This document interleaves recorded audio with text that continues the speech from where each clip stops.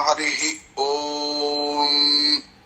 ಸಚ್ಚಾಸ್ತ್ರೋದಿತ ವರ್ತ್ಮನ ಪದಮಿದಂ ಧ್ಯಾಯನ್ಮದಂಕಂಕಿತಾಃ ಮನ್ಮಂತ್ರಂ ಜಪಶಾಸ್ತ್ರ ಸಂಪದಮತೋ ದಾಸ್ಯಾಮಿ ಭಾಗ್ಯೈ ಸಹ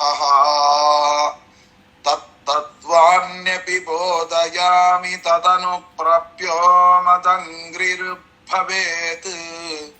ಇತ್ಯಾಘೋಷಯತೀವ ಯಃ ಕರಚಯೈಃ ತಂ ವಾಜಿವಕ್ತ್ರಂ ಭಜೇ.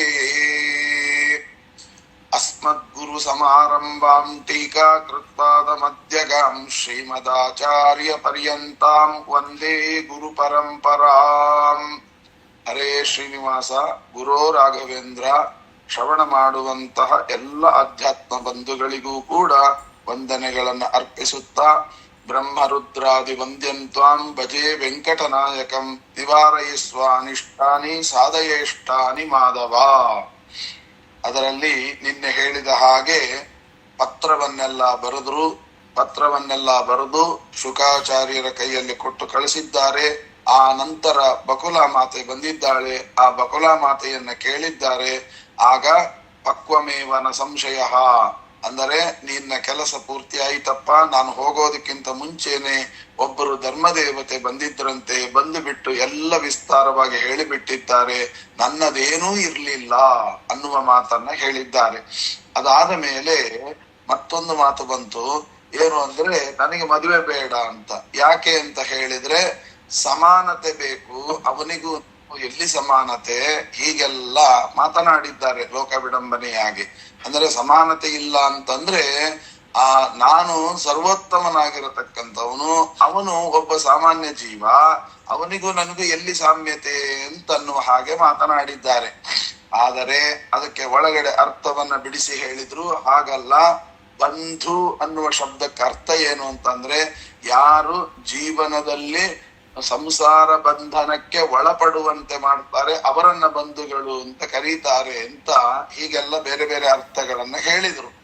ಆ ನಂತರ ಬಂಧುಗಳನ್ನ ಕರಿ ಅಂತ ಬಕುಲಾ ಮಾತೆಯ ಬಾಯಿಂದ ಹೇಳಿಸಿಕೊಂಡಂತ ಪರಮಾತ್ಮ ಏನು ಮಾಡ್ತಾನೆ, ಯಾರಿಗೆ ಆ ದೇವತೆಗಳನ್ನ ಕರೆದುಕೊಂಡು ಬರ್ಲಿಕ್ಕೆ ನಿಯಂತ್ರಿಸ್ತಾನೆ ಅಂತ ಹೇಳಿದಾಗ ಆಗ ಹೇಳ್ತಾರೆ, ಶ್ರೀನಿವಾಸ ಉವಾಚ ಪಕ್ಷಿರಾಟ್ ಗಚ್ಚ ಮೇ ಪುತ್ರಂ ಸತ್ಯಲೋಕೇಶ್ವರ ಪ್ರಿಯಂ ಗಚ್ಚಾಹಿ ಭೂಷಣಂ ಶೇಷ ಮಮ ಪೌತ್ರಮುಪಾಪತಿಂ ಇತ್ಯುಕ್ತ್ವಾ ಪತ್ರಿಕಾಂ ತಾಭ್ಯಾಂ ವಿಲಿಖ್ಯಾದ್ ಉಚ್ಛವಾತ್ಮಿಕಾಂ ಪ್ರಣಿಪತ್ಯಾತ ವಿಶ್ವೇಶಂ ಖಗಮ ಅರ್ಗೇಣ ಜಗ್ಮತುಃ.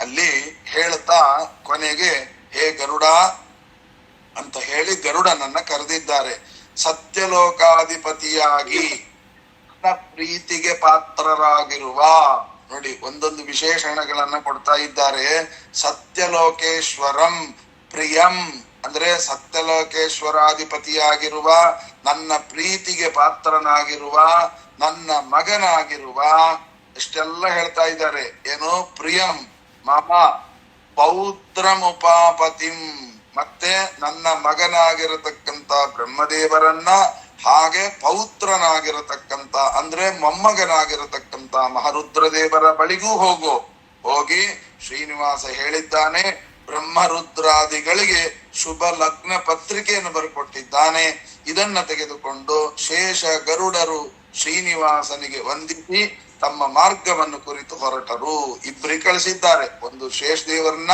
ಮತ್ತು ಗರುಡ ದೇವರನ್ನ. ಪಕ್ಷಿರಾಟ್ ಗಚ್ಚ ಮೇ ಪುತ್ರಂ ಒಂದು, ಇನ್ನೊಬ್ರು ಯಾರು, ಗಚ್ಚ ಅಹಿಭೂಷಣಂ ಶೇಷ ಅಂದ್ರೆ ಯಾರ್ಯಾರಿಗೆ ಅಂದ್ರೆ ಬ್ರಹ್ಮದೇವರನ್ನ ಕರೆದುಕೊಂಡು ಬರಲಿಕ್ಕೆ ಯಾರಿಗೆ ಹೇಳಿದ್ರು, ಗರುಡ ದೇವರಿಗೆ. ಹಾಗೆ ರುದ್ರದೇವರನ್ನ ಕರ್ಕೊಂಡ್ ಬರ್ಲಿಕ್ಕೆ ಶೇಷ ದೇವರಿಗೆ ಹೇಳಿದ್ರು. ಇತ್ಯುಕ್ತ್ವಾ ಪತ್ರಿಕಾತಾಭ್ಯಾಂ ವಿಲಿಖ್ಯ, ಇಬ್ಬರಿಗಿಬ್ಬರಿಗೂ ಪ್ರತ್ಯೇಕವಾಗಿ ಪತ್ರವನ್ನ ಬರೆದಿದ್ದಾರೆ. ತಾವು ಅದನ್ನ ತೆಗೆದುಕೊಂಡು ಹೊರಟಿದ್ದಾರೆ. ಸತ್ಯಲೋಕಂ ತಥೋ ಗತ್ವಾ ಬ್ರಹ್ಮಾಣಂ ಭಾಸ್ಕರೋಪಮಂ. ಆ ಗರುಡ ದೇವರು ಏನ್ ಮಾಡಿದ್ದಾರೆ ಅಂದ್ರೆ, ಸತ್ಯಲೋಕವನ್ನ ಕುರಿತು ಹೋದ್ರು. ಏನು ವೇಗದಿಂದ, ಅತ್ಯಂತ ವೇಗದಿಂದ ಹೋಗಿದ್ದಾರೆ. ಹೋಗಿ ಸೂರ್ಯನಂತಹ ಕಾಂತಿ ಉಳ್ಳಂತ ಬ್ರಹ್ಮದೇವರನ್ನ ನೋಡಿ, ಅಂದ್ರೆ ಸೂರ್ಯನಂತೆ ಜಗಜಗಿಸ್ತಾ ಇದ್ದಾರೆ ಬ್ರಹ್ಮದೇವರು. ಅಂತಹ ಬ್ರಹ್ಮದೇವರನ್ನ ನೋಡಿ ಅವರ ಮುಂದೆ ಪತ್ರಿಕೆಯನ್ನ ಭಕ್ತಿಯಿಂದ ಇಟ್ಟು ನಮಸ್ಕಾರವನ್ನ ಮಾಡಿ, ಸ್ವಾಮಿ ಶ್ರೀನಿವಾಸ ದೇವರು ಪತ್ರಿಕೆಯನ್ನು ಕೊಟ್ಟಿದ್ದಾರೆ. ಏನು ಅಂತ, ಪಿತಾಮಹಸ್ತು ತಂ ದೃಷ್ಟ ಗರುಡಂ ಪ್ರತ್ಯಭಾಷತ. ಅದನ್ನ ನೋಡಿ ಪರಮಾನಂದ ಭರಿತರಾಗಿದ್ದಾರೆ ಬ್ರಹ್ಮದೇವರು. ಆ ಪತ್ರವನ್ನು ನೋಡಿ ಹೇಳ್ತಾ ಇದ್ದಾರೆ, ಚರಕಾಲೇನ ಸಂಪ್ರಾಪ್ತ ಪಕ್ಷಿರಾಟ್ ಕಶ್ಯಪಾತ್ಮಜಾಂ ಕುತ್ರಾಸ್ತಿ ಶ್ರೀನಿವಾಸ ಸಹ ವಾಸುದೇವ ಪಿತಾಮಮಾಂ. ನೋಡಪ್ಪ, ಒಳ್ಳೆಯ ಪತ್ರಿಕೆಯನ್ನ ತಂದಿದ್ದೀಯಾ. ವಿಷ್ಣು ವಾಹನ, ಭಗವಂತನಿಗೆ ವಾಹನನಾಗಿದ್ದೀಯಾ. ವಾಹನನಾಗಿ ಬಹಳಿ ಪುಣ್ಯವನ್ನ ಗಳಿಸಿಕೊಂಡಿದ್ದೀಯಾ. ನಮ್ಮಪ್ಪನಿಗೆ ವಾಹನವಾಗಬೇಕಾದ್ರೆ ಸಾಮಾನ್ಯ ಯೋಗ್ಯತೆ ಆಗೋದಿಲ್ಲ, ಬಹಳ ಪುಣ್ಯ ಮಾಡಿರ್ಬೇಕು. ಆದ್ದರಿಂದ ಬಹಳ ಕಾಲದ ನಂತರ ನೀನು, ಅಂದ್ರೆ ನಮ್ಮಪ್ಪನ ಸೇವೆಯಲ್ಲಿ ತೊಡಗಿಸಿಕೊಂಡು ತುಂಬಾ ದಿನ ಆದ ಮೇಲೆ ನೀನು ಬಂದಿದ್ದೀಯಾ. ಜಗತ್ತಿಗೆ ಆವಾಸಭೂತನಾಗಿರತಕ್ಕಂತ ನನ್ನ ತಂದೆ ಅಂತಹ ಶ್ರೀನಿವಾಸ ಏನ್ ಮಾಡ್ತಾ ಇದ್ದಾನೆ, ಚೆನ್ನಾಗಿದ್ದಾನಾ ಅಂತ ಹೇಳಿ ಬ್ರಹ್ಮದೇವರು ಗರುಡ ದೇವರನ್ನ ಪ್ರಶ್ನೆ ಮಾಡ್ತಾ ಇದ್ದಾರೆ. ಆಮೇಲೆ ಗರುಡ ದೇವರು ಹೇಳ್ತಾರೆ ಅದಕ್ಕೆ ಉತ್ತರ, ವಾಸುದೇವ ವಸತ್ಯಂಗ ವೈಕುಂಠ ಗಿರಿಮೂರ್ಧನಿ ತದ್ವಿದಾಹಾರ್ಥಂ ಆಯಾಂತಂ ಮಾಂ ವಿದ್ದಿ ಚತುರಾನನ. ಏ ಸ್ವಾಮಿ, ನೋಡಿ ಶ್ರೀನಿವಾಸ ದೇವರು ವೆಂಕಟಾಚಲದಲ್ಲಿ ವಾಸವಾಗಿದ್ದಾರೆ. ಆತನ ಮದುವೆಯ ವಿಷಯ ಪ್ರಸ್ತಾಪನೆ ಮಾಡಬೇಕು ಅಂತ ನಾನು ಬಂದಿದ್ದೇನೆ ಅಂತ ಆ ಗರುಡ ದೇವರು ಮಾತನಾಡ್ತಾ ಇದ್ದಾರೆ. ಏನು ಅಂತ ಆ ಪತ್ರಿಕೆ, ನಾರಾಯಣೇನ ಲಿಖಿತಾಂ ಪತ್ರಿಕಾಂ ಅವಲೋಕಯ ಪಪಾಟ ಪತ್ರಮಿತ್ತಂ ಚೋತ್ ಏತನೇವ ಹಿ ವೈ ವಿಧಿ. ನೋಡಿ, ಅವರೇ ಬರೆದಿದ್ದಾರೆ. ಏನು ಅಂತ, ಬ್ರಹ್ಮದೇವರು ಗರುಡನ ಪ್ರೇರಣೆಯಿಂದ ಶುಭ ಪತ್ರವನ್ನ, ಅಂದ್ರೆ ಬ್ರಹ್ಮದೇವರು ಹೇಳಿದ್ರು ಓದು ಅಂತ. ಆಗ ಬ್ರಹ್ಮದೇವರ ಆಜ್ಞೆಯನ್ನ ತೆಗೆದುಕೊಂಡು, ಯಾಕೆ ಅಂದ್ರೆ ಅದು ಆಜ್ಞೆಯನ್ನು ತೆಗೆದುಕೊಂಡು ಆಜ್ಞಾಂ ಗೃಹೀತ್ವಾ, ಆಜ್ಞೆಯನ್ನು ತೆಗೆದುಕೊಂಡು ಓದಿದ್ರು. ಯಾಕೆ, ಇನ್ನೊಬ್ಬರ ಪತ್ರವನ್ನ ಸರ್ವತಾ ಓದಬಾರದು. ಏನೇನೋ ವಿಷಯಗಳು ನಮಗೆ ಬೇಡ, ಇನ್ನೊಬ್ಬರ ಪತ್ರವನ್ನ ನಾವು ಓದುವಂತಹ ದೌರ್ಭಾಗ್ಯ ಯಾವತ್ತೂ ಬರಬಾರದು ಅನ್ನುವಂತಹದ್ದನ್ನ. ಯಾಕೆ ಅಂದ್ರೆ ಯಾವತ್ತು ಅಂದ್ರೆ ಈಗ ಏನಾಗುತ್ತೆ ಅಂದ್ರೆ ಶಾಸ್ತ್ರದಲ್ಲಿ ಹೇಳುತ್ತೆ, ಅದರಿಂದ ನಮ್ಮ ಮನಸ್ಸು ಹಾಳಾಗೋದೇ ಜಾಸ್ತಿ. ಈಗ ಬೇರೆ ಯಾರೋ ಬೇಡ, ನಮ್ಮ ಮನೆಯಲ್ಲೇ ಇರತಕ್ಕಂತಹ ನಮ್ಮ ಬಂಧುಗಳಿರ್ಬಹುದು, ಹೆಂಡತಿ ಗಂಡ ಮಕ್ಕಳು ಮೊಮ್ಮಕ್ಕಳು, ಅವ್ರ ಮೊಬೈಲ್ ನಲ್ಲಿ ಏನ್ ಮೆಸೇಜ್ ಇದೆ ಅಂತ ನೋಡೋದು, ಅದನ್ನ ಕದ್ದು ನೋಡುವಂತಹದ್ದು, ಇದೆಲ್ಲವೂ ಕೂಡ ದುರ್ಗುಣ ಅಂತ ಶಾಸ್ತ್ರ ಕರೆದಿದ್ದಾರೆ. ಇನ್ನು ಹಿಂದಿನ ಕಾಲದಲ್ಲಿ ಪತ್ರ, ಈಗೆಲ್ಲ ಮೊಬೈಲು. ಅಂದರೆ ಇನ್ನೊಬ್ಬರ ವಿಷಯವನ್ನ ಏನಿದೆ ಅಂತ ಇಣಿಕಿ ನೋಡುವಂತಹದ್ದಕ್ಕಿಂತ ದೊಡ್ಡ ಪಾಪ ಮತ್ತೊಂದಿಲ್ಲ. ಅವರವರದ್ದು ಒಂದು ವೈಯಕ್ತಿಕ ಇರುತ್ತೆ, ಗುಪ್ತವಾಗಿರುತ್ತೆ, ಹೇಳಲಿಕ್ಕೆ ಆಗದಂತೆ ಇರತಕ್ಕಂಥದ್ದೆಲ್ಲವೂ ಇರುತ್ತೆ. ಅದನ್ನೆಲ್ಲ ತಿಳ್ಕೊಳ್ಳುವ ಅವಶ್ಯಕತೆಯೇ ಇಲ್ಲ. ತಿಳ್ಕೊಂಡು ಆಗಬೇಕಾಗಿದೆ ಏನು, ಯಾವತ್ತೂ ತಿಳ್ಕೊಳ್ಬಾರದು. ಅವರವರ ವೈಯಕ್ತಿಕ ಹೇಳಬೇಕಾದ್ದು ಕರ್ತವ್ಯ. ನೋಡಪ್ಪ ಇದು ತಪ್ಪು, ಹೀಗೆ ಮಾಡಬಾರದು ಅಷ್ಟೇ ಅಧಿಕಾರ ಹೊರತು ಒಳಗಡೆ ಹೊಕ್ಕಿ ಏನೇನೋ ತಪ್ಪುಗಳನ್ನ ತಿಳ್ಕೊಂಡು ಅದಕ್ಕೆಲ್ಲ ಮನಸ್ಸನ್ನ ಹಾಳು ಮಾಡಿಕೊಂಡು ಸರ್ವತಾ ಮಾಡ್ಲಿಕ್ಕಿಲ್ಲ ಅನ್ನುವಂತಹದ್ದನ್ನ ನೋಡಿ. ಇಷ್ಟೆಲ್ಲಾ ತತ್ವವನ್ನ ತಿಳಿಸಲಿಕ್ಕೆ ಹಾಗೆ ಅಂತ ತಿಳಿದುಕೊಂಡು ತಪ್ಪು ದಾರಿಯಲ್ಲಿ ಹೋಗುವಾಗ ಬುದ್ಧಿವಾದ ಹೇಳತಕ್ಕಂತಹದ್ದು ಸರಿಯೇ, ಅದನ್ನು ಹೇಳಬೇಕು. ಹಾಗೇನ್ ತಿಳ್ಕೊಂಡು ಪ್ರತಿ ಒಂದು ವಿಷಯದಲ್ಲೂ ಮೂಗು ತೂರಿಸುವಂತಹದ್ದು ತಪ್ಪು. ಯಾಕಂದ್ರೆ ಅವರವರ ವೈಯಕ್ತಿಕ ಅಂತ ಇರುತ್ತೆ. ಅದರಿಂದ ದ್ವೇಷವೇ ವಿಪರೀತವಾಗಿ ಬೆಳೀತದೆಯೇ ಹೊರತು ಎಲ್ಲರಿಗೂ ಅವರವರ ಸ್ವಾತಂತ್ರ್ಯ.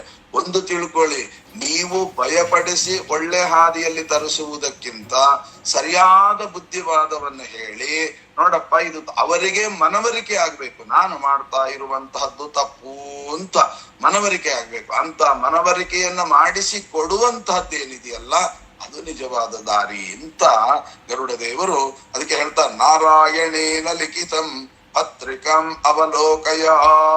ಅವ್ರು ಏನ್ ಮಾಡಿದ್ರು, ಪಪಾಟ ಪತ್ರಿಕಾಂ ಬ್ರಹ್ಮಾನುಜ್ಞಯ, ಬ್ರಹ್ಮದೇವರ ಆಜ್ಞೆಯನ್ನ ತೆಗೆದುಕೊಂಡು ಬ್ರಹ್ಮದೇವರು ಪತ್ರಿಕೆ ಓದು, ಆಯ್ತು ಸ್ವಾಮಿ ನೀವು ಹೇಳಿದ್ರೆ ಏನಿದೆ ಅಂತ ಓದ್ತೇನೆ, ಅಲ್ಲಿ ತನಕ ನಮ್ಗೇನು ಗೊತ್ತಿಲ್ಲ ವಿಷಯ ಅಂತ ಹೇಳಿ ಪಪಾಟ ಪತ್ರಿಕಾ ಮಿತ್ತಂ ಅದನ್ನ ಓದಿದಾರಂತೆ. ಏನಂತ, ಸರ್ವ ಪ್ರಾಣಿಗಳಿಗೆ ಒಡೆಯನಾಗಿರತಕ್ಕಂತ ವಾಯುದೇವರು ಆ ಕಾಗದವನ್ನ ಬ್ರಹ್ಮನ ಸಮ್ಮುಖದಲ್ಲಿ ಓದಿದ್ದಾರೆ.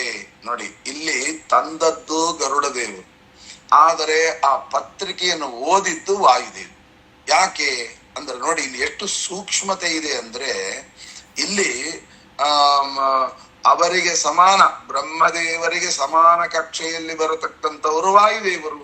ಆದ್ದರಿಂದ ಆ ಸಮಾನ ಕಕ್ಷೆಯವರಿಗೆ ಮಾತ್ರ ಓದುವ ಅಧಿಕಾರ, ಅವರ ವೈಯಕ್ತಿಕ ಪತ್ರಗಳನ್ನ ಓದುವ ಅಧಿಕಾರ ಅವರಿಗೆ ಸಮಾನರಿಗೆ ಮಾತ್ರ. ಅಂದ್ರೆ ಗರುಡ ದೇವರು ತಂದದ್ದು, ಆದರೆ ಆ ಬ್ರಹ್ಮದೇವರ ಆಜ್ಞೆಯಿಂದ ಓದು ಅಂತ ಹೇಳಿದ್ರು.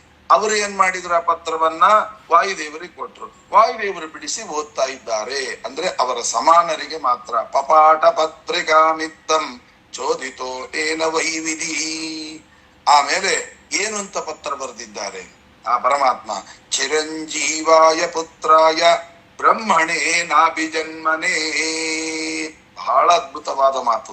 ಏನು, ಚಿರಂಜೀವಿಯಾಗಿರತಕ್ಕಂತಹ ಪುತ್ರನಾದ ಅಂದ್ರೆ ಏನರ್ಥ, ನನಗೆ ಮಗ ಅಂತ ಅರ್ಥವೋ ಅಲ್ಲ, ಮತ್ತೇನು, ಪುತು ಎಂಬ ನರಕದಿಂದ ಪಾರು ಮಾಡುವವನು ಪುತ್ರ. ಪುತ್ರಾಯ ಅಂದ್ರೇನು, ಇಡೀ ಜಗತ್ತಿನಲ್ಲಿರುವ ಎಲ್ಲ ಸಜ್ಜೀವರ ದುಃಖವನ್ನ ಅಂದ್ರೆ ನರಕಾದ್ಯನರ್ಥವನ್ನ ಪಾರು ಮಾಡುವಂತಹ ಶಾಸ್ತ್ರವನ್ನ ಜಗತ್ತಿಗೆ ಕೊಟ್ಟವನೇ ಅಂತ ಅರ್ಥ. ಆ ಬ್ರಹ್ಮದೇವರು ಅಂದ್ರೆ ವಾಯುದೇವರ ಮುಖಾಂತರ ಇಡೀ ಜಗತ್ತಿಗೆ ಸರ್ವಮೂಲಾದಿ ಗ್ರಂಥಗಳನ್ನ ನಮಗೆ ಕೊಡದೆ ಹೋಗಿದ್ದಿದ್ರೆ ನಾವು ಈ 84 ನರಕದಿಂದ 84 ಲಕ್ಷ ನರಕದಿಂದ ನಾವು ಪಾರಾಗಲಿಕ್ಕೆ ಸಾಧ್ಯವಿರ್ಲಿಲ್ಲ. ಪಾರಾಗಲಿಕ್ಕೆ ಕಾರಣ ಅವರು ಬರೆದಂತ ಗ್ರಂಥ ಅಂತ ಅದನ್ನ ನಾವು ತಿಳ್ಕೊಳ್ಬೇಕು. ಅದಕ್ಕೆ ವಾಯುದೇವರನ್ನ ಮುಂದೆ ಮಾಡಿಕೊಂಡು ಹೇಳ್ತಾ ಇದ್ದಾರೆ. ಆಮೇಲೆ ನಾಭಿ ಜನ್ಮನೇ, ಬ್ರಹ್ಮದೇವರಿಗೆ ಒಂದು ವಿಶೇಷಣವನ್ನು ಕೊಟ್ಟಿದ್ದಾರೆ, ನಾಭಿಯಿಂದ ಹುಟ್ಟಿದವನೇ. ಅಂದ್ರೆ ಅರ್ಥ ಏನು ಅಂದ್ರೆ, ಪರಮಾತ್ಮನ ಎಲ್ಲ ಶರೀರ ಇದೆಯಲ್ಲ, 14 ಅವಯವಗಳು, 14 ಅವಯವಗಳಲ್ಲಿ ಈ 14 ಲೋಕಗಳಿದೆಯಂತೆ. ಅತಲ ವಿತಲ ಸುತಲ ರಸಾತಲ ತಲಾತಲ ಮಹಾತಲ ಪಾತಾಲ ಭೂಲೋಕ ಭೂರ್ಲೋಕ ಸುವರ್ಲೋಕ ಮಹೋಲೋಕ ಜನೋಲೋಕ ತಪೋಲೋಕ ಸತ್ಯಲೋಕ ಅಂತ ಹೇಳಿ 14 ಲೋಕಗಳು ಭಗವಂತನ ಅವಯವಗಳಲ್ಲಿ ಇದೆ ಅಂತ ವಿರಾಟ್ ರೂಪದ ಚಿಂತನೆಯಲ್ಲಿ ಹೇಳ್ತಾರೆ.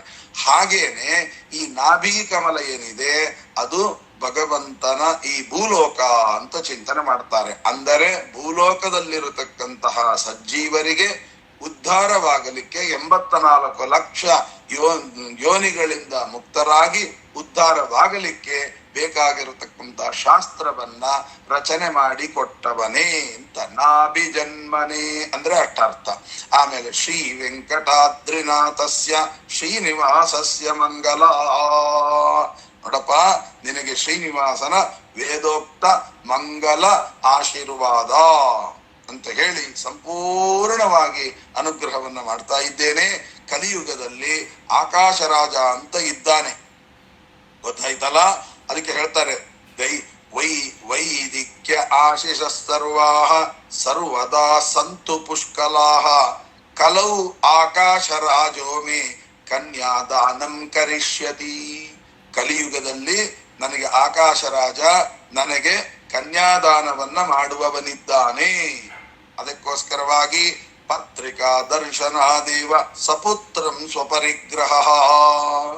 ಯಾವಾಗ ಆ ಕನ್ಯಾದಾನವನ್ನ ಮಾಡ್ತಾನಲ್ಲ, ಆಗ ನೀವೆಲ್ಲರೂ ಕೂಡ ನನ್ನ ಈ ಕಾಗದವನ್ನ ನೋಡಿ, ನನ್ನ ಓಲೆಯನ್ನ ನೋಡಿ, ನೀವು ಮಕ್ಕಳು ಪತ್ನಿಗಳು ಹೆಂಗಸರಿಂದ ಮೊದಲು ಮಾಡಿಕೊಂಡು ಗಂಧರ್ವರಿಂದ ಸರ್ಪರಿಂದ, ಅದಕ್ಕೆ ಹೇಳ್ತಾರೆ ಯಾರ್ಯಾರು ಸಲೋಕಪಾಲಾಹ ಸಸ್ತ್ರೀಕಾಹ ಸಗಂಧರ್ವ ಸಹೋಗರಗಃ, ಎಲ್ಲರೂ ಕೂಡ ಸರ್ಪಗಳಿಂದ ದಿಕ್ಪಾಲಕರಿಂದ ಕೂಡಿಕೊಂಡು ನೀನು ಬರತಕ್ಕದ್ದು ಅಂತ ಇದರ ಅಭಿಪ್ರಾಯ. ಶ್ರೀನಿವಾಸ ಕಲ್ಯಾಣ ನಾವು ಏನೋ ಒಂದು ಕಾಟಾಚಾರಕ್ಕೆ ಅಂತ ಮಾಡ್ತೇವೆ, ಬಹಳ ಮುಖ್ಯವಾದದ್ದು. ಎಲ್ಲಿ ಕಲ್ಯಾಣೋತ್ಸವ ನಡೀತದಲ್ಲ ಅಲ್ಲಿ ಇಷ್ಟು ಗಂಧರ್ವರು ಯಕ್ಷರು ಎಲ್ಲರೂ ಬಂದಿರ್ತಾರೆ. ನಾವು ಅಲ್ಲಿ ಏನು ಒಂದು ಅಚಾತುರ್ಯ ಮಾಡಿದರೂ ಕೂಡ ಅಷ್ಟು ಅಷ್ಟು ದೇವತೆಗಳಿಗೆ ನಾವು ಅವಮಾನ ಮಾಡಿದ ಹಾಗೆ. ಹಾಗಾಗಿ ಸರ್ವತಾ ಹಾಗೆ ಸಮಾಗತ್ಯಾಸು ಕಲ್ಯಾಣಂ ದೃಷ್ಟ್ವಾ ಗಚ್ಚ ಯಥಾ ಸುಖಂ. ನೀನು ಆ ಬಂಧು ಬಾಂಧವರಿಂದ ಸಮೇತನಾಗಿ ಬಂದು ಏನು ಮಾಡಬೇಕಾಗಿದೆ? ಆ ಮದುವೆಯನ್ನ ನೋಡಿ ಸುಖವಾಗಿ ಹೋಗಬೇಕಾಗಿದೆ. ಹೀಗೆ ಇಷ್ಟು ಪತ್ರವನ್ನ ಬ್ರಹ್ಮದೇವರಿಗೆ ಬರೆದದ್ದನ್ನ ಯಾರು ಓದಿದ್ರು? ವಾಯುದೇವರು ಓದಿದ್ರು. ಹಾಗಾಗಿ ವಾಯುದೇವರಿಗೆ ಮಾತ್ರ ಈ ರೀತಿಯಾಗಿ ಓದುವ ಅಧಿಕಾರ ಅಂತನ್ನುವಂತಹದ್ದನ್ನ ಹೇಳಿದ್ರು. ಆ ಪತ್ರಿಕಾಭಿಪ್ರಾಯವನ್ನ ತಿಳಿದುಕೊಂಡು ಬ್ರಹ್ಮದೇವರು ಸ್ವಲ್ಪ ಹೊತ್ತು ಯೋಚನೆ ಮಾಡಿ ಶ್ರೀನಿವಾಸನ ಅಭಿಪ್ರಾಯವನ್ನ ತಿಳಿದವರಾಗಿ ಸಂತೋಷ ಮತುಲಂ ಲೇವೆ ವಿಧಿ ಕಲ್ಯಾಣ ಕೌತುಕೀಂ ದ್ವಾರಪಾಲಾನ್ ಸಮಾಹೂಯ ಚೇದಂ ವಚನಮಬ್ರವೀತ್. ಇದಂ ವಚನಂ ಅಬ್ರವೀತ್. ಪತ್ರಿಕೆಯಲ್ಲಿರುವ ಅಭಿಪ್ರಾಯವನ್ನು ತಿಳಿದು ಆ ಮದುವೆಯನ್ನು ನೋಡಬೇಕು ಎಂಬತಕ್ಕಂತ ಹಂಬಲದಿಂದ ಆನಂದವನ್ನು ಹೊಂದಿ ಕೂಡಲೇ ದ್ವಾರಪಾಲಕರನ್ನ ಕರೆದು ಈ ರೀತಿಯ ದ್ವಾರಪಾಲಾನ್ ಸಮಾಹೂಯ, ದ್ವಾರಪಾಲಕನನ್ನ ಕರೆದು ಹೇಳ್ತಾ ಇದ್ದಾರೆ. ಅಂದ್ರೆ ಬ್ರಹ್ಮದೇವರು ಕೂಡ ದ್ವಾರಪಾಲಕರ ಮುಖಾಂತರ ಎಲ್ಲರಿಗೆ ಸುದ್ದಿ ಮುಟ್ಟಿಸ್ತಾರೆ. ನೋಡಿ, ಶ್ರೀನಿವಾಸನ ಕಲ್ಯಾಣ, ಆ ಕಲ್ಯಾಣಕ್ಕೆ ಹೋಗ್ಲಿಕ್ಕೆ ವಾಯುದೇವರು ಪತ್ರ ಓದಿದ್ದು. ಪತ್ರ ಓದಿದ ಮೇಲೆ ಅದಕ್ಕೋಸ್ಕರವಾಗಿ ಆ ವಾಯುದೇವರು ಓದುವಂತಹ ಪತ್ರ ಅದ್ಭುತವಾದ ಮಾತು. ನಮ್ಮ ದಾಸರು ಒಂದು ಕಡೆ ಹೇಳ್ತಾರೆ, ಏನು ಕಮಲನಾಭನು ತಾನೇ ಬರೆದ ಕಾಗದ ಬಂದಿದೆ, ಈ ಕಾಗದವನ್ನು ಓದಿಕೊಂಡು ಕಾಲವ ಕಳೆಯಿರೋ ಅಂತ. ಯಾವ ಕಾಗದ ಅಂತ ಹೇಳಿದ್ರೆ ವಾಯುದೇವರು ಓದಿದ ಕಾಗದ. ವಾಯುದೇವರು ಓದಿದ ಕಾಗದ ಯಾವುದು ಅಂತಂದ್ರೆ ಸದಾಚಾರ ಸ್ಮೃತಿ ಎಂಬ ಕಾಗದ. ಹೇಗೆ? ಸ್ಮೃತ್ವಾ ವಿಷ್ಣುಂ ಸಮುತ್ಥಾಯ ಅಂದ್ರೆ ಶ್ರೀಮದ್ ಆಚಾರ್ಯರು ಸದಾಚಾರ ಸ್ಮೃತಿಯಲ್ಲಿ ಹೇಗೆ ಏಳಬೇಕು, ಎದ್ದು ಏನು ಮಾಡಬೇಕು, ನಿತ್ಯ ಕರ್ಮಗಳು ಹೇಗೆ, ಸ್ನಾನಾದಿಗಳು ಹೇಗೆ, ದೇವ ಪೂಜಾದಿಗಳು ಹೇಗೆ, ಊಟ ವೈಶ್ವದೇವ ಸಜ್ಜನರು ಹೇಗೆ ಬದುಕುತ್ತಾರೆ ಅಂತನ್ನುವಂತಹದ್ದನ್ನ ಸದಾಚಾರ ಸ್ಮೃತಿ ಅನ್ನುವ ಗ್ರಂಥದಲ್ಲಿಯೂ ಇನ್ನು ಉಳಿದ ಗ್ರಂಥಗಳಲ್ಲಿಯೂ ಒಬ್ಬ ಸಾಧನೆಯನ್ನು ಮಾಡತಕ್ಕಂತ ಜೀವ ಹೇಗೆ ಜೀವನವನ್ನ ಮಾಡಬೇಕು ಎಂಬುದನ್ನ ತಿಳಿಸಿದ್ದಾರೆ. ಅದನ್ನ ಓದಿಕೊಂಡು ಕಾಲವ ಕಳೆಯಿರೋ ಅಂತ ಅಲ್ಲಿ ಹೇಳಿದ ಅರ್ಥವನ್ನೇ ಇಲ್ಲಿ ನಾವು ಅರ್ಥ ಮಾಡ್ಕೋಬೇಕು.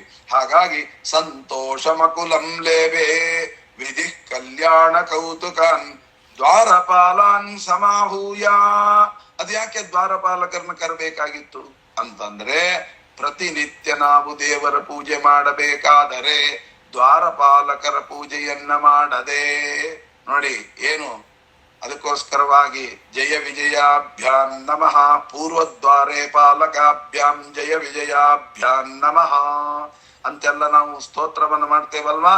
ದ್ವಾರಪಾಲಕರ ಪೂಜೆಯನ್ನ ಮಾಡದೆ ಭಗವಂತನ ಪೂಜೆಯನ್ನ ಮಾಡುವ ಅಧಿಕಾರ ಇಲ್ಲ.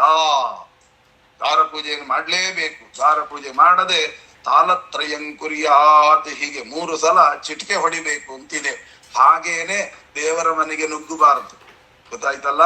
ಹಾಗಾಗಿ ದ್ವಾರಪಾಲಕರ ಸ್ಮರಣೆಯನ್ನ ಮಾಡಿಕೊಂಡೇ ನಾವು ಆ ಪೂಜೆಯನ್ನ ಮಾಡತಕ್ಕಂಥದ್ದು ಅಂತನ್ನುವಂತಹದ್ದನ್ನ ಬರೀ ಹಾಗೆ ಅಲ್ಲ. ದೇವರ ಮನೆಯೊಳಗೆ ನುಗ್ಗಬೇಕಾದ್ರೆ ಮೊದಲು ದ್ವಾರಪಾಲಕರನ್ನ ಕೇಳ್ಕೊಳ್ಬೇಕು. ಜಯ ವಿಜಯಾಭ್ಯಾನ್ ನಮಃ, ನಂದ ಸುನಂದಾಭ್ಯಾನ್ ನಮಃ, ಬಲ ಪ್ರಬಲಾಭ್ಯಾನ್ ನಮಃ. ಯಾರ್ಯಾರಿದ್ದಾರೆ? ಪೂರ್ವ ದ್ವಾರಕ್ಕೆ ಯಾರು, ಪಶ್ಚಿಮ ದ್ವಾರಕ್ಕೆ ಯಾರು, ದಕ್ಷಿಣ ದ್ವಾರಕ್ಕೆ ಯಾರು, ಉತ್ತರ ದ್ವಾರಕ್ಕೆ, ಎಲ್ಲದಕ್ಕೂ ಬೇರೆ ಬೇರೆ. ಪೂರ್ವ ದ್ವಾರಕ್ಕೆ ಮಾತ್ರ ಜಯ ವಿಜಯರು, ಬೇರೆ ಬೇರೆದಕ್ಕೆ ಬಲ ಪ್ರಬಲರು ಎಲ್ಲರಿದ್ದಾರೆ. ಅವರನ್ನ ಪ್ರಾರ್ಥನೆ ಮಾಡ್ಕೊಳ್ಬೇಕು. ಪ್ರಾರ್ಥನೆ ಮಾಡಿಕೊಂಡೇ ದೇವರ ಪೂಜೆಯನ್ನ ಮಾಡುವಂತಹದ್ದು ಅಂತನ್ನುವುದನ್ನ ತೋರಿಸಲಿಕ್ಕೆ.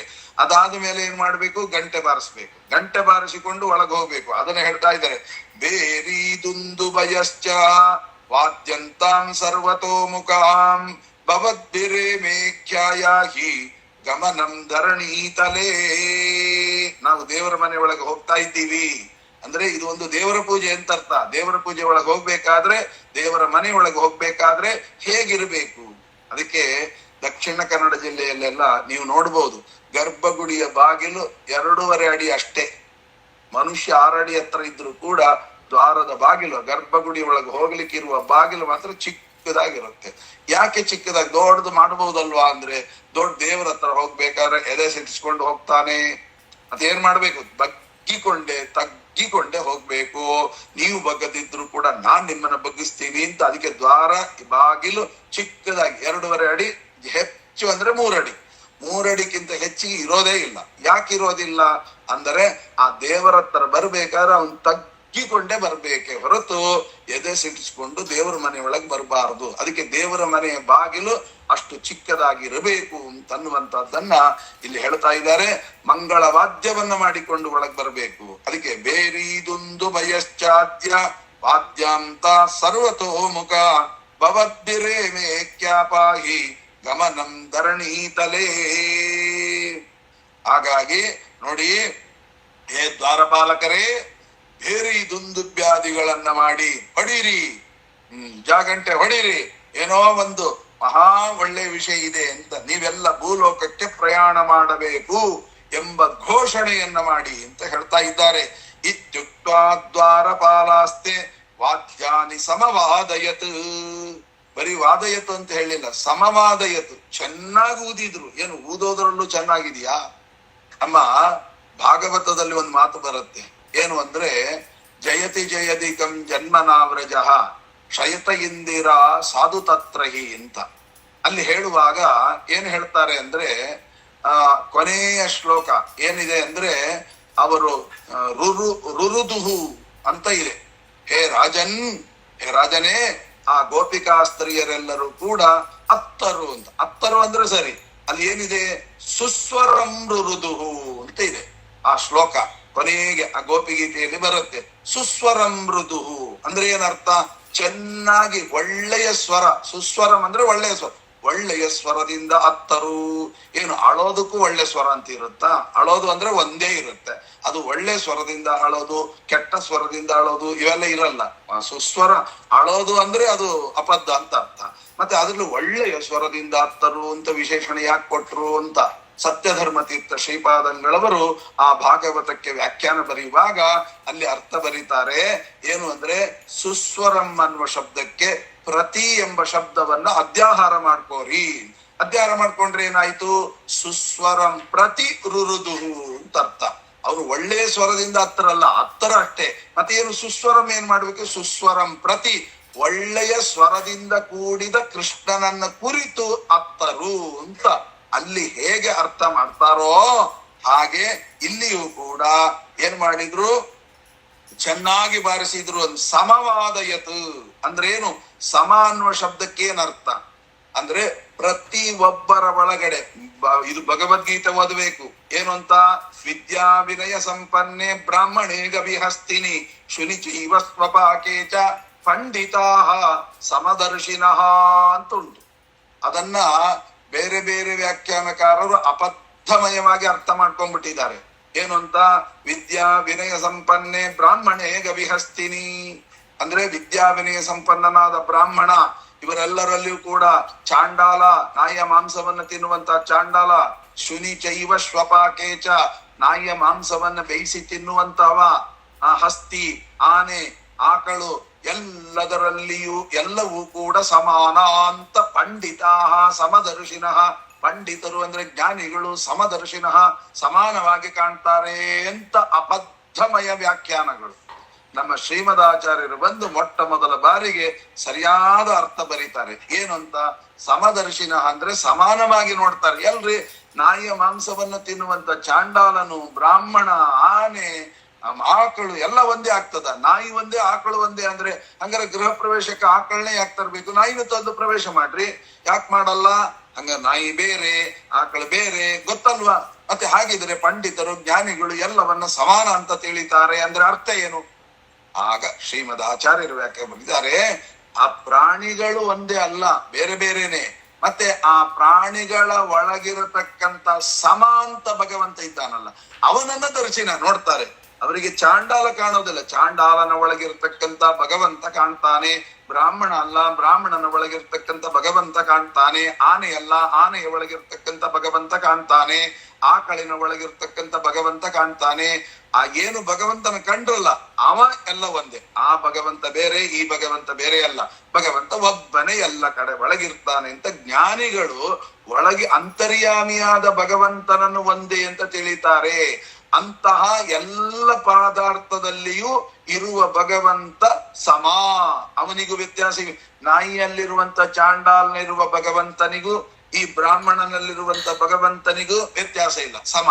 ಆ ಭಗವಂತ ಸಮ ಹೊರತು ಅದಕ್ಕೆ ಅವನಿಗೆ ಸಮಪ್ರಿಯ ಸುಹೃತ್ ಬ್ರಹ್ಮನ್ ಭೂತಾನಾಂ ಭಗವಾನ್ ಸ್ವಯಂ ಇಂದ್ರಸ್ಯಾರ್ಥೇ ಕಥಂ ದೈತ್ಯಾನ್ ಅವಧಿ ದ್ವಿಷಮೋ ಯಥಾ ಅಂತ ಹೇಳಿ ಭಾಗವತ ಸಪ್ತಮ ಸ್ಕಂದದ ಪ್ರಾರಂಭದಲ್ಲಿ ಈ ಪ್ರಶ್ನೆಯನ್ನ ಪರೀಕ್ಷಿತ ರಾಜರು ಮಾಡ್ತಾರೆ. ಭಗವಂತನಿಗೆ ಸಮಾಂತ ಕರೀತೀರಿ, ಹಾಗಾದ್ರೆ ಅವ ಯಾಕೆ ಇಂದ್ರಸ್ಯಾರ್ಥೇ ಕಥಂ ದೈತ್ಯಾನ್ ಅವಧಿ ದ್ವಿಷಮೋ ಯಥಾ, ಯಾವಾಗಲೂ ಇಂದ್ರನ ಪಕ್ಷವನ್ನೇ ವಹಿಸಿಕೊಂಡು ದೈತ್ಯರನ್ನ ಸಂಹಾರ ಮಾಡ್ತಾನೆ. ಕೆಲವೊಮ್ಮೆ ದೈತ್ಯರ ಪಕ್ಷವನ್ನು ವಹಿಸಿಕೊಂಡು ಇಂದ್ರನ ಸಂಹಾರ ಮಾಡ್ಬೇಕಾಗಿದೆ, ಯಾಕೆ ಮಾಡ್ಲಿಲ್ಲ ಅಂತ ಪರೀಕ್ಷಿತ ರಾಜರ ಪ್ರಶ್ನೆ ಶುಕಾಚಾರ್ಯರಲ್ಲಿ.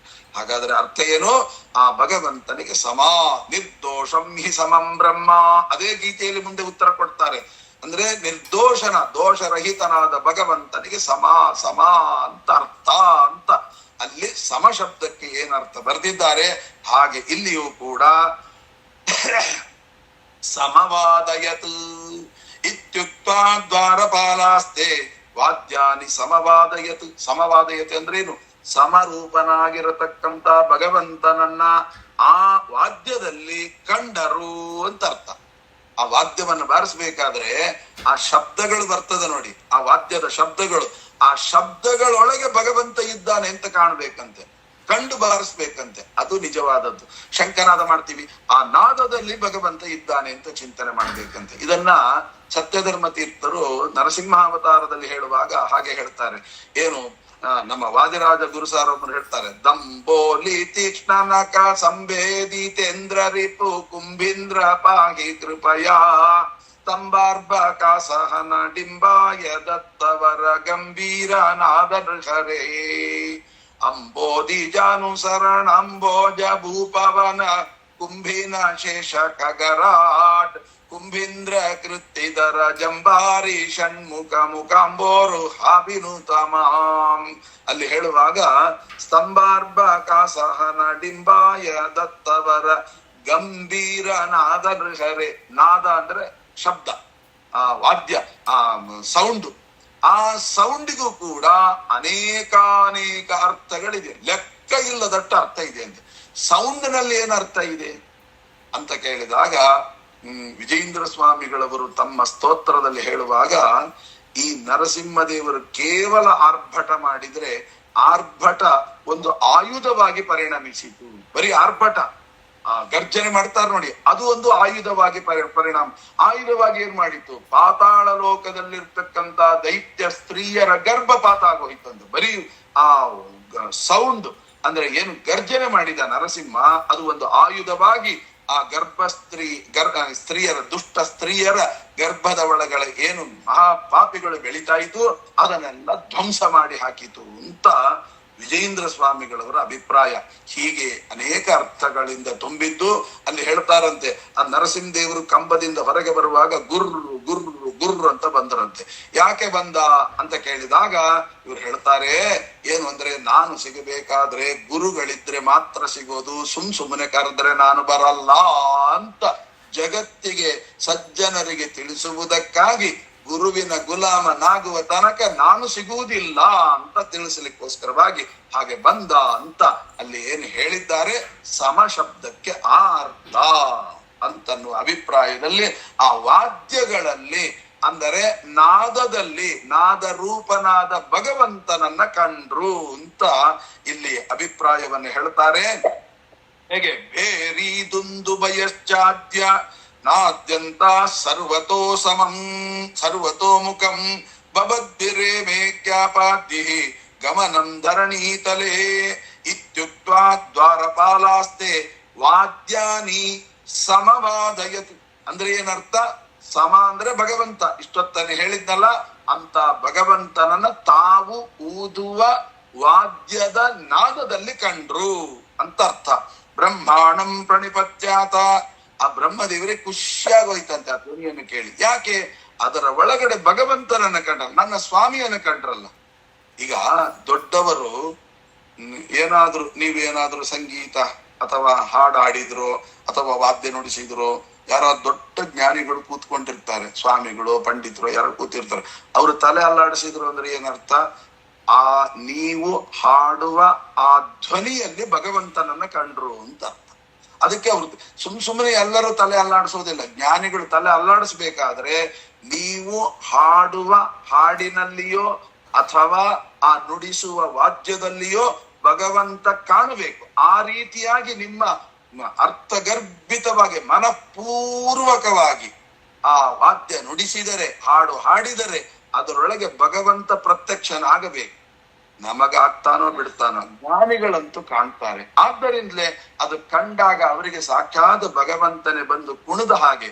ಅದಕ್ಕೆ ವ್ಯಾಸರಾಯರು ಹಾಡುತ್ತಾ ಇರುವಾಗ ಸಾಲಿಗ್ರಾಮವನ್ನ ತಟ್ಟಿದಾಗ ಸಾಕ್ಷಾತ್ ಭಗವಂತ ಬಂದು ಕುಣಿದ ಅಂತ ಆ ರೀತಿಯಾಗಿ ಜ್ಞಾನಿಗಳು ಕಾಣ್ತಾರೆ. ಅದಕ್ಕೆ ಅವರು ತಲೆ ಅಲ್ಲಾಡಿಸ್ತಾರೆ. ಇಲ್ದಿರ ಜ್ಞಾನಿಗಳು ಯಾಕೆ ತಲೆ ಅಲ್ಲಾಡಿಸ್ತಾರೆ? ನಮ್ಮಂತಹ ಪಾಮರ್ ನೋಡಿ ಅಲ್ವೇ?